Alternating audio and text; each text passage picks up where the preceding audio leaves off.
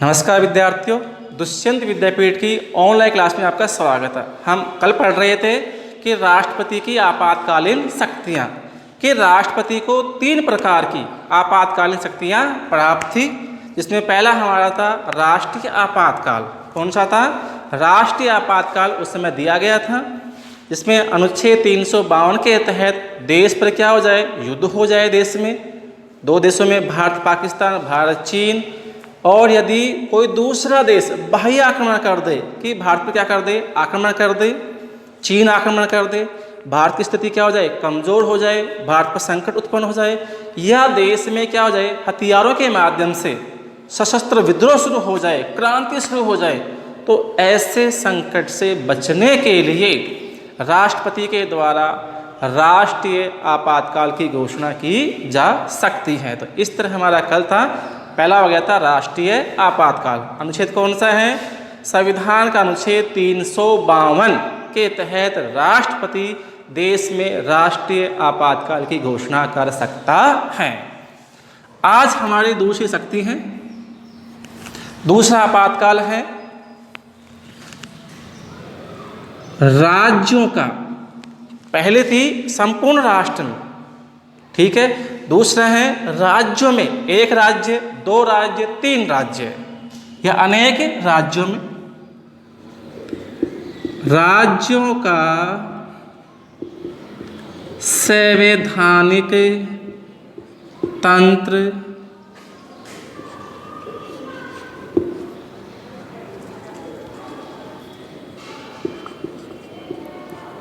की विफलता।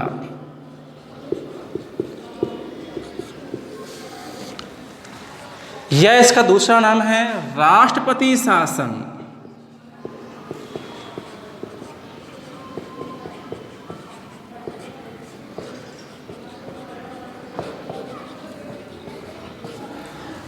देखो, दूसरा हमारा आपातकाल है इमरजेंसी पावर किसकी? राष्ट्रपति की। कौन सी है? राज्यों का संवैधानिक तंत्र की विफलता। राज्यों में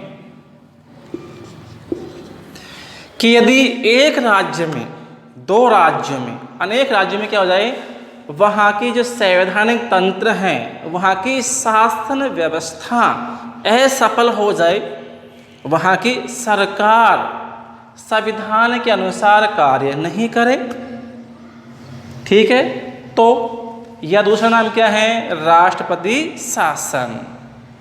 कि जो राज्यों में राष्ट्रपति के द्वारा जो आपातकाल की घोषणा की जाती हैं, उसका नाम क्या है? राष्ट्रपति शासन।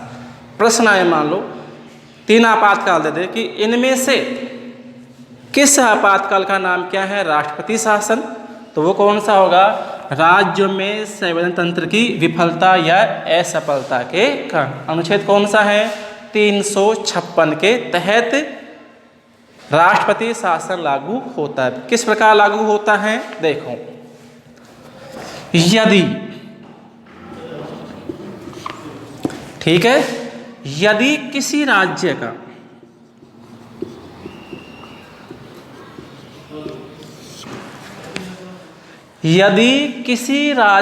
का संवैधानिक तंत्र क्या हो जाए?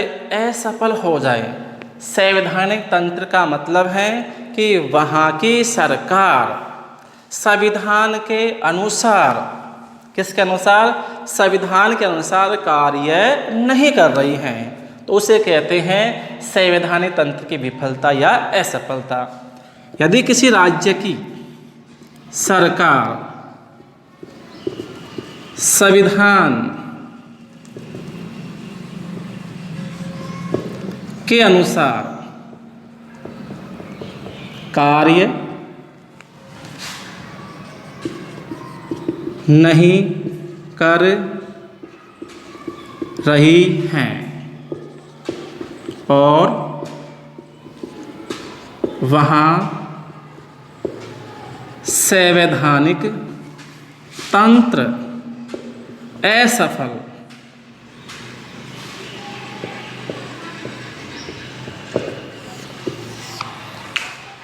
क्या हो गया? वहाँ पर संवैधानिक तंत्र क्या हो गया? असफल हो गया, विफल हो गया है। असफल हो गया है। तो अब यहां सिफारिश कौन करेगा? उस राज्य का राज्यपाल। तो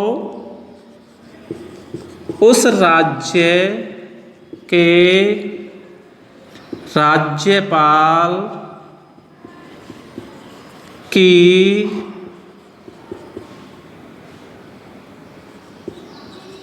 सिफारिश पर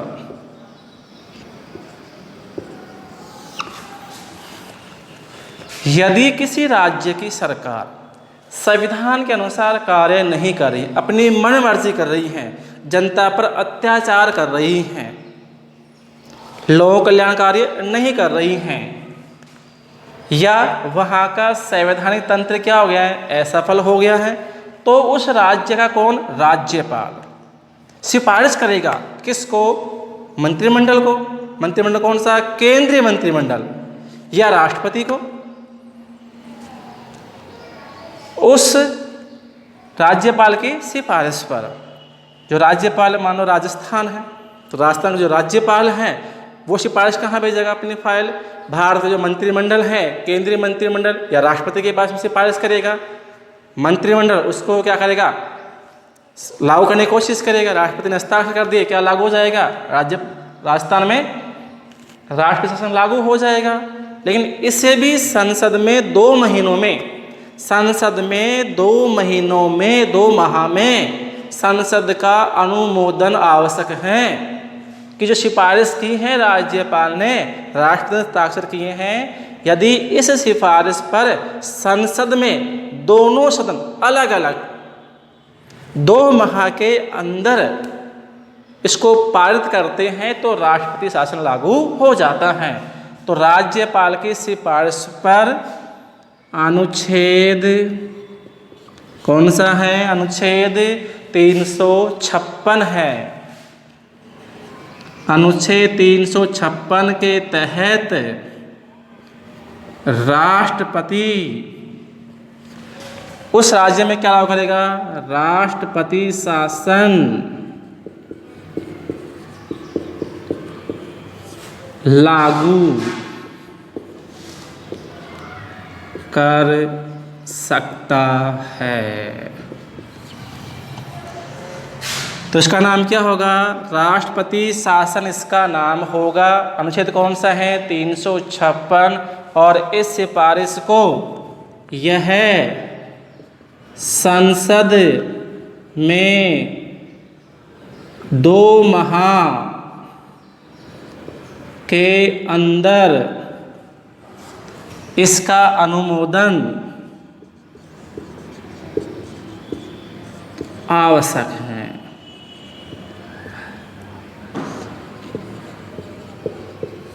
कि जो भारत की संसद है, लोकसभा और राज्यसभा, संसद अलग अलग, एक बार लोकसभा में, एक बार कहाँ पर?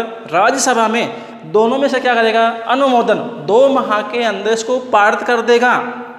2 माह के अंदर इसको पारित कर देगी तो ही क्या होगा? उस राज्य में क्या होगा? राष्ट्रपति शासन लागू रहेगा। किसी भी राज्य में एक बार में 6 माह तक, कितने माह तक? एक बार में 6 माह तक राष्ट्रपति शासन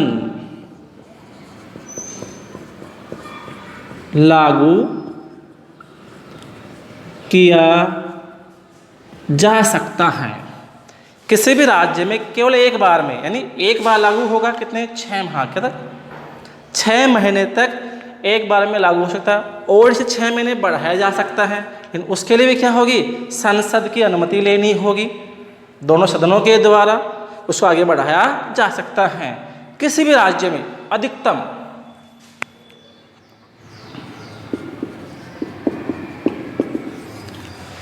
किसी भी राज्य में राष्ट्रपति शासन की अधिकतम जो अवधि है वो है राष्ट्रपति शासन की अधिकतम अवधि कितनी है? 3 वर्ष। कि एक राज्य में अधिक से अधिक कितने समय तक राष्ट्रपति शासन लागू हो सकता है, वो कितनी है, 3 वर्ष है। कि जैसे मानो राजस्थान में है तो राजस्थान में एक बार में कितना, 6 माह तक, एक बार में कितना है, 6 माह तक। फिर संसद क्या करेगी, अनुमोदन करेगी वापस, उसको 6 महीने और बढ़ा सकती हैं, लेकिन अधिकतम अवधि कितनी है, 3 वर्ष। ये भी कब, जब देश में क्या हो, राष्ट्रीय आपातकाल।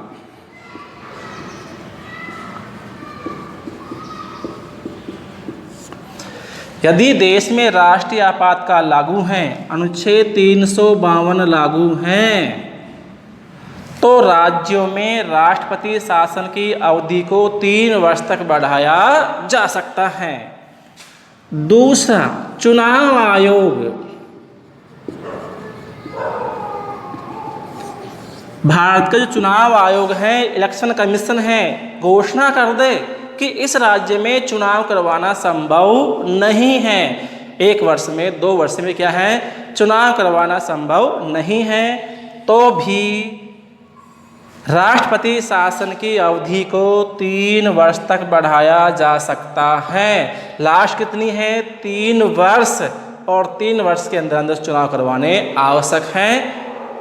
तो ये भी 3 वर्ष कब हैं, 2 ही कंडीशन दी गई हैं। यदि 2 कंडीशन लागू हैं, 2 शर्तें लागू हैं, तो ही राष्ट्रपति शासन को 3 वर्ष तक के लिए बढ़ाया जा सकता है। पहली कंडीशन है, पहली शर्त है कि यदि देश में राष्ट्रीय आपातकाल लागू है, कौन सा, अनुच्छेद 352 जो लागू है, देश पर संकट चल रहा है, आक्रमण हो रहा है या देश में क्रांति हो रही है, ऐसी स्थिति में राष्ट्रपति शासन की अवधि कितनी हो सकती है, 3 वर्ष हो सकती हैं। और यदि चुनाव आयोग घोषणा कर दे कि उस राज्य में चुनाव करवाना संभव नहीं है, वहाँ अनेक समस्याएं हैं, तो भी राष्ट्रपति शासन की अवधि को 3 वर्ष के लिए बढ़ाया जा सकता है।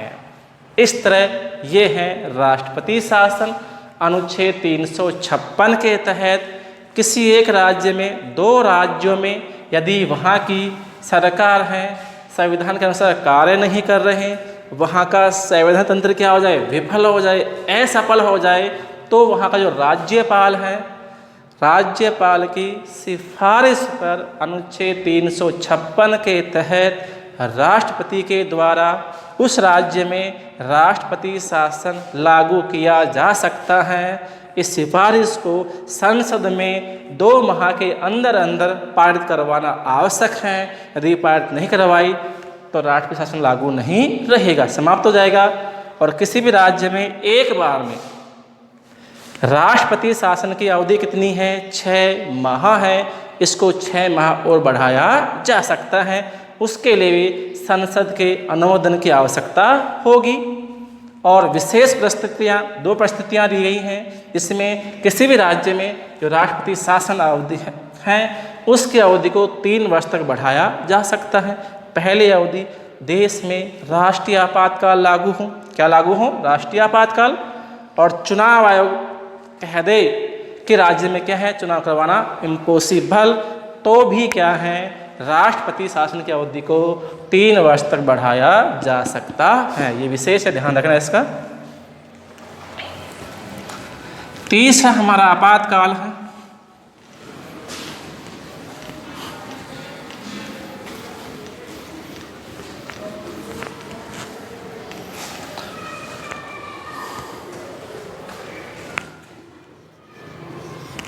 वित्तीय आपातकाल।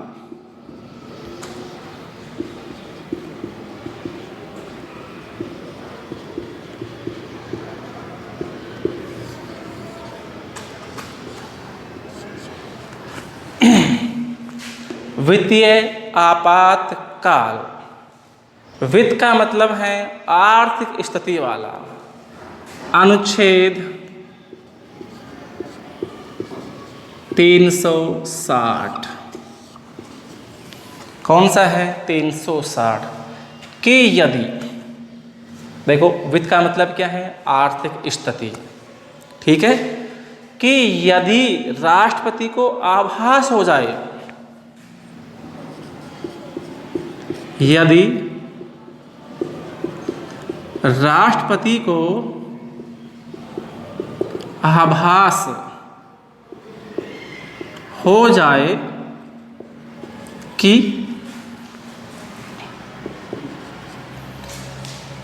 क्या हो जाए, आभास कि देश की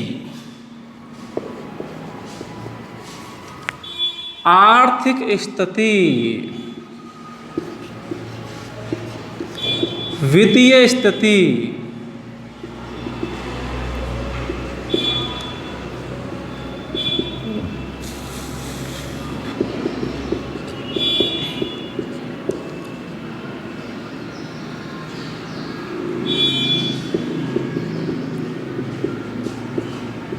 खराब हो गई है,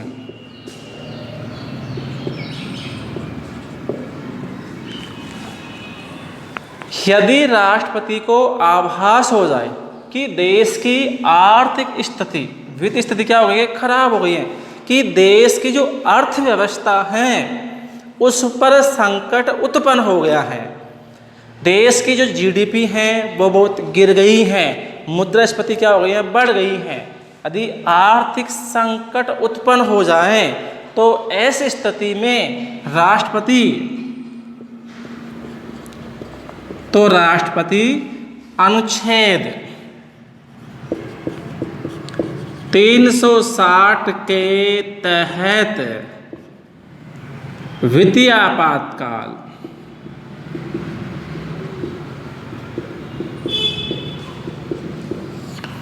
की घोषणा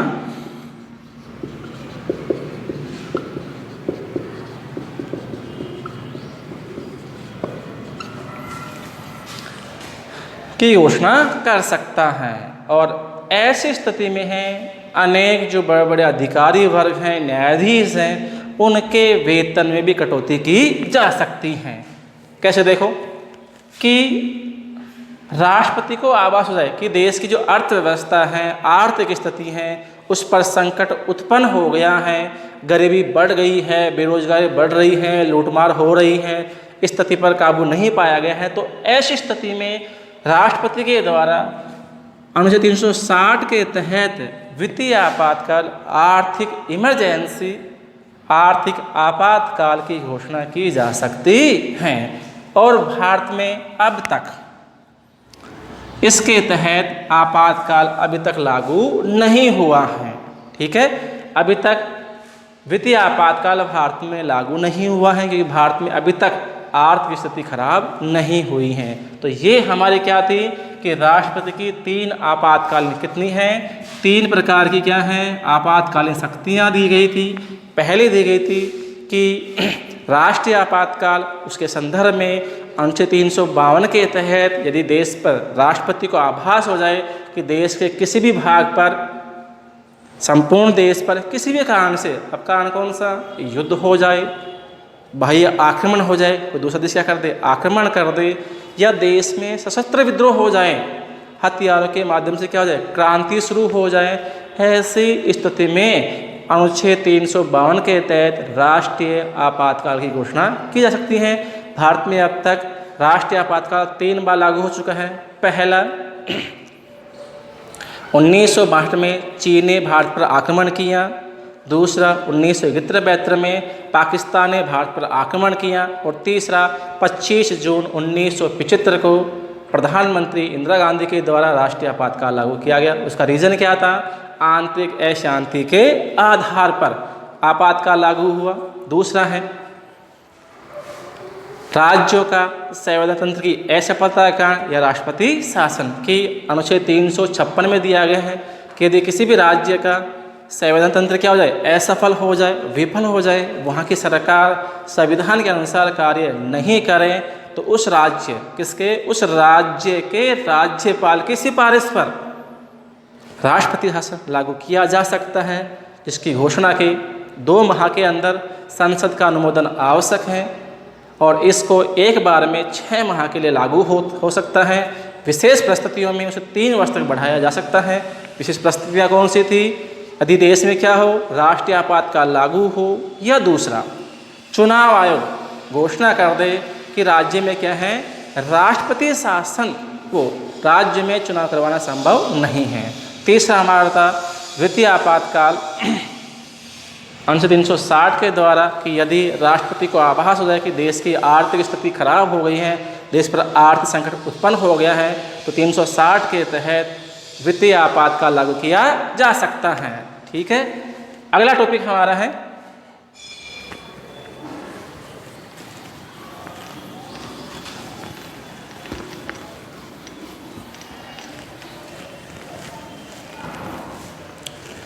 आपका कोई भी प्रश्न हो तो नीचे कमेंट्स बॉक्स में आप पूछ सकते हैं। ठीक है, कोई समस्या हो तो। शक्तियों में पहले आपातकालीन शक्तियां हैं, दूसरी हैं सामान्य शक्तियां।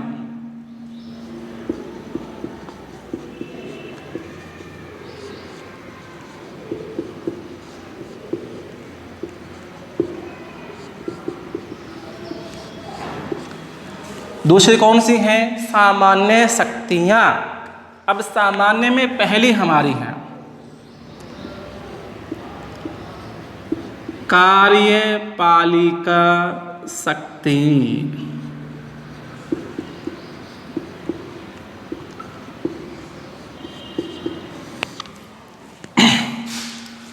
कार्यपालिका शक्तियां संविधान के अनुच्छेद 53, संविधान के अनुच्छेद 53 के अनुसार भारतीय संघ की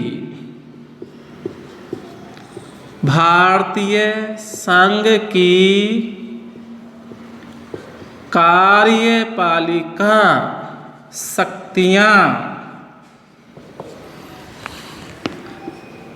राष्ट्रपति में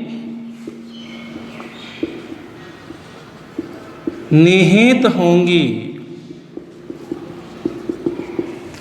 किसमें होंगी, राष्ट्रपति में निहित होंगी। किसके अनुसार, संविधान के अनुच्छेद 53 के अनुसार भारतीय संघ की जो कार्यपालिका शक्तियां हैं वो किसमें होंगी, राष्ट्रपति में निहित होंगी, जिनका वर्णन, जिनका उपयोग, जिनका प्रयोग वह स्वयं या अपने अधीनस्थ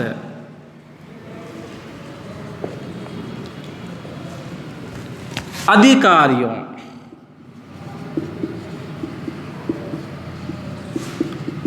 के माध्यम से करेगा। जिनका प्रयोग वह स्वयं, ठीक है, या अपने अधीनस्थ अधिकारियों के माध्यम से करेगा, अधिकारियों की सलाह के अनुसार करेगा। क्या लिखा हुआ है कि भारतीय संघ की कार्यशक्तियां किसमें निहित होंगी, राष्ट्रपति में। कहाँ लिखा हुआ है, अनुच्छेद 53 में। जिनका प्रयोग वह स्वयं करेगा या अपने अधीनस्थ जो अधिकारी हैं उनके माध्यम से करेगा। अब राष्ट्रपति को सलाह देने के लिए जो अधिकारी हैं, जो व्यक्ति हैं, उनका वर्णन कहाँ किया गया है, संविधान के अनुच्छेद 74 में दिया गया है। 74 में कहा गया है कि राष्ट्रपति को सलाह देने के लिए, परामर्श देने के लिए क्या होगी, एक मंत्री परिषद होगी, जिसका मुखिया कौन होगा, प्रधानमंत्री होगा, और राष्ट्रपति उसी मंत्री परिषद की सलाह के अनुसार ही कार्य करेगा। तो इस तरह राष्ट्रीय शक्तियां हैं, शक्तियां किसके पास में है, राष्ट्रपति के पास में, लेकिन वास्तविक प्रयोग कौन करता है, मंत्रिमंडल करता है। कौन करता है, मंत्रिमंडल शक्तियों का प्रयोग करता है। मंत्रिमंडल की सलाह के अनुसार राष्ट्रपति कार्य करता है। इसमें देखो कौन कौन शक्तियां प्राप्त हैं।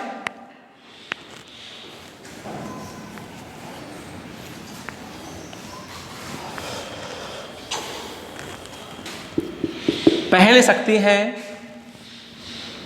नियुक्ति संबंधी।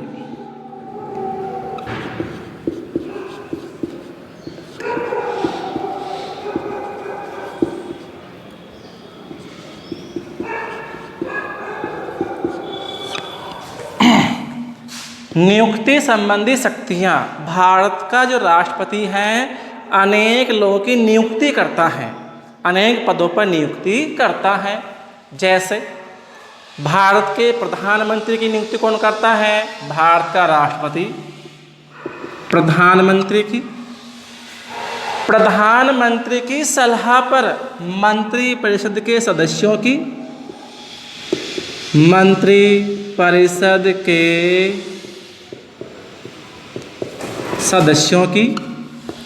सबसे पहले प्रधानमंत्री की नियुक्ति करेगा। प्रधानमंत्री की सलाह पर मंत्री परिषद सदस्य हैं उनकी नियुक्ति करेगा। सर्वोच्च न्यायालय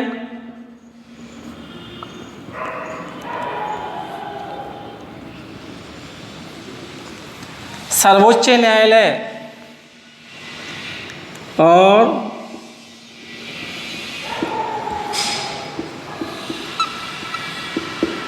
राज्यों के उच्च न्यायालयों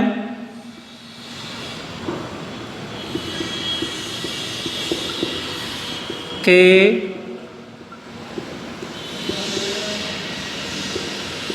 न्यायाधीशों की नियुक्ति, प्रधानमंत्री की नियुक्ति, मंत्रिपरिषद सदस्यों की नियुक्ति, सर्वोच्च न्यायालय जो न्यायाधीश होते हैं उनकी नियुक्ति, राज्यों की जो उच्च न्यायालय हैं उनके न्यायाधीशों की नियुक्ति कौन करता है? राष्ट्रपति करता है। राज्यों के राज्यपालों की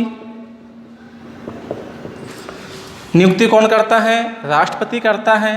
विदेशों में राजदूतों की नियुक्ति कौन करता है? राष्ट्रपति करता है। संघ लोक सेवा आयोग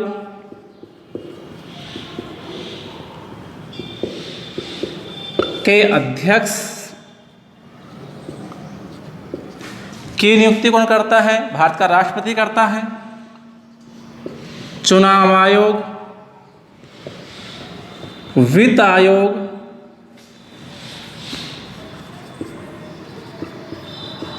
के अध्यक्ष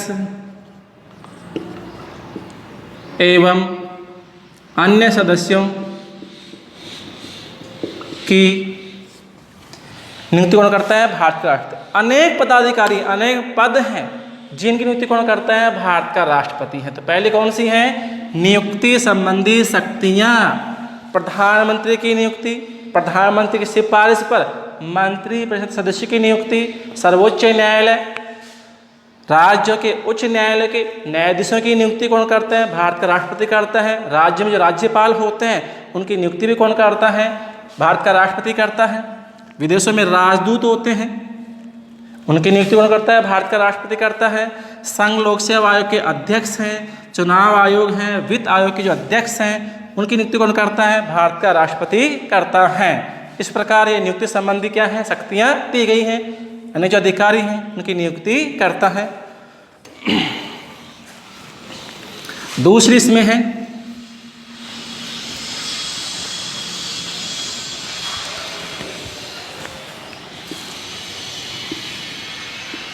क्षमादान की शक्ति कि भारत के जो राष्ट्रपति हैं अनेक व्यक्तियों को सजा को कम कर सकता है, माफ कर सकता है।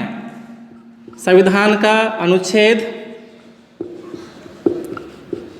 72 के अनुसार, संविधान के अनुच्छेद 72 के अनुसार भारत का राष्ट्रपति संघीय कार्यपालिका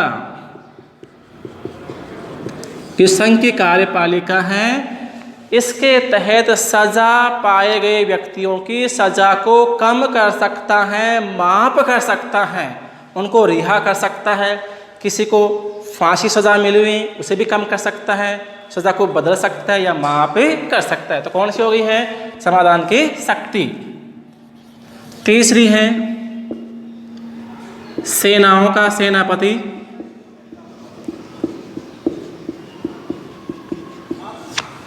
कि भारत जो राष्ट्रपति होती हैं, भारत की तीनों सेनाएं कौन कौन सी हैं? जल सेना, वायु सेना और थल सेना।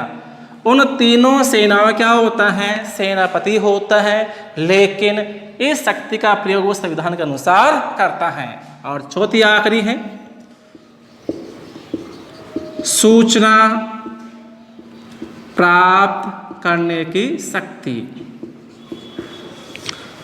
संविधान के अनुच्छेद 78, भारत के जो संविधान है उसका अनुच्छेद 78 के अनुसार भारत का राष्ट्रपति केंद्रीय मंत्रिमंडल के सदस्यों से, जिसमें अनेक मंत्री होते हैं, प्रधानमंत्री होते हैं, उनसे अनेक प्रकार की सूचनाएं प्राप्त कर सकता है। और प्रधानमंत्री का कर्तव्य है कि प्रधानमंत्री का कर्तव्य है कि